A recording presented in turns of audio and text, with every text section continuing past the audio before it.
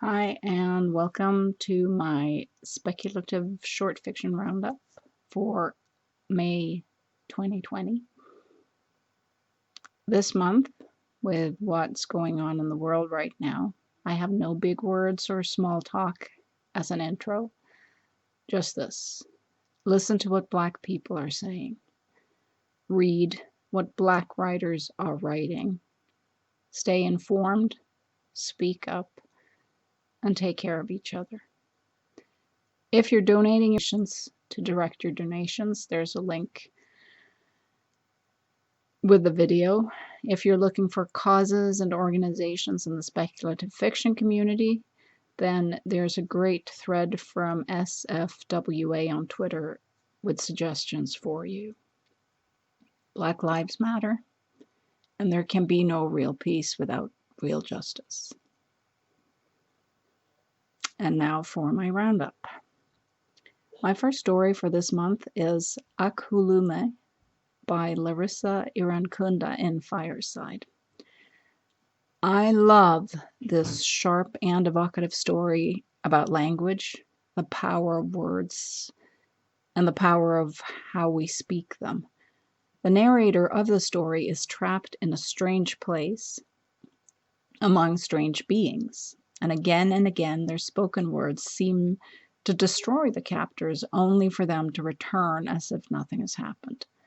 There is a sense of increasing desperation as the story progresses, with language revealed as a source of power and resistance until the end, which hits hard. Gorgeous prose packed with emotional power.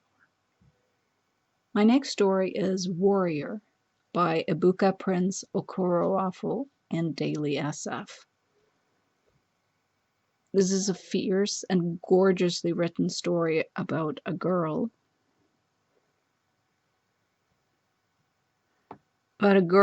who grows up different from the other children around her, and even adults treat her like an outsider and a freak. She finds solace in a world and characters she creates in her head, but maybe those creations manage to find a life and a purpose of their own. There are sharp splinters of both pain and hope in this story. My next story is Have Your #Hugo harvested at this Dewata-owned cafe by Vida Cruz in Strange Horizons. Food, delicious food, heartbreak, grief, power, and foodie culture all come together beautifully in this story by Vida Cruz. It's about eating one's feelings at the Heartbreak Cafe, and everything here is so vividly drawn that you find yourself head over heels in love with a fictional restaurant and probably terribly hungry by the end.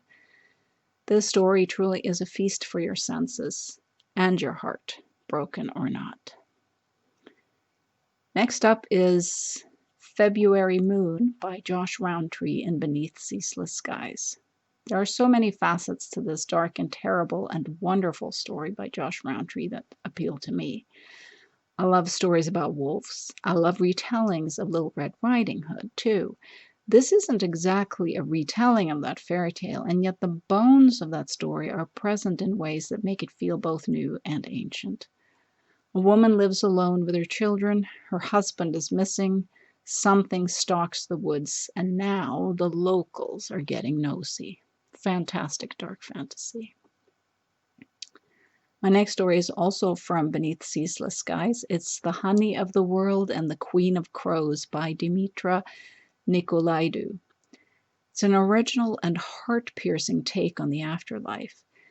The story takes place in wartime and is told from several points of view. In this realm between life and death, there's a bar, a soldier who thinks they are dead, a long-haired barman, and a nun. Each one tells a part of the tale, unfolding the secrets of the Queen of Crows and the truths you can taste in honey. Weaving together tales of love and loss, death and life, we find out that there's a deal to be made here, and as always, there is a difficult price to pay. My next story is Salt by Rosemary Melchior in Luna Station Quarterly, an excellent witch tale where the witch in question, a woman named Sigga, has been shipped off to a penal colony of sorts with other lawbreakers. In this new place, just as where she came from, there are people who try to tell Sigga how to live and who try to frighten her to fall into line. And just like she did before, Sigga has her own way of doing things. It's a must-read. My next story is Of Roses and Kings by Melissa Marr in Tor.com. A wonderfully dark and twisted reimagined take on Alice in Wonderland, where Alice is now the Red Queen, and her maid must tread the fine line between favor and blame in this strange world. That's the blurb for the story. This fabulous story tilts and shifts the perspective and the Wonderland world and its inhabitants. I love the way Marr imagines and reimagines both the nature of Wonderland and the link between our real world and this other realm. My next story is Mirrored by Jennifer Hudak in Flash Fiction Online. This is a fantastic flash fiction story that takes the idea of changelings and human children and turns that idea on its head. Through a mirror, a changeling watches the human child she was supposed to replace, listening and watching as the girl and her mother bicker and spar. It's all both terrible and wonderful, and the ending is perfect. My next story is a novelette called A Stick of Clay in the Hands of God is Infinite Potential, and it's by J.Y. Neon Yang in Clarkesworld. This science fiction novelette by Yang deals with gender, friendship, loyalty, and the confusion of figuring out who you are in the world and what your purpose is in it. It's all that, and it has giant robots, science fiction battles, and warfare. At the heart of the story is a group of mech pilots and holy sigils who live their lives as part human and part machine. It takes one pilot and one sigil to control a mech robot. It's a rich and textured world, and Yang's unflinching eye for capturing emotional depth makes each character pop off the page. My next story is We Are the Flower by Claire Humphrey in Podcastle, a story narrated by Jen R. Albert. And I'm going to start with a quote from the story just because it is a story that really depends on the great voice. Quote, "Fuck that noise, right? No wonder people come back and haunt shit over and over. It takes 10 times longer than you think it should to find out anything useful." End quote. A foul-mouthed ghost who is trying, maybe, to come to terms with their demise and understand what to do in the afterlife. That's the protagonist we're dealing with in this both hilarious and heartbreaking story by Humphrey. I love this story to bits. And what really makes it shine to me is the voice. I had no idea I craved a story about a fierce and sweary ghost. My next story is Sleeping in Metal and Bone by Christie de Meester in the Dark. A woman dreams of needle-sharp hooks growing out of the ends of her fingers. She wakes up sweaty and hungry for things she should not be hungering for. Meanwhile, her husband is very wrapped up in ensuring that she can get pregnant and carry a child to term after several failed attempts.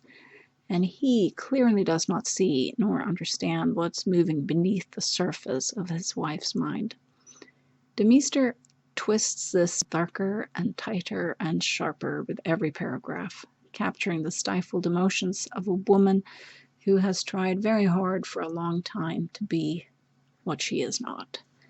The ending feels like both a scream and a breath of fresh air when you're almost drowned.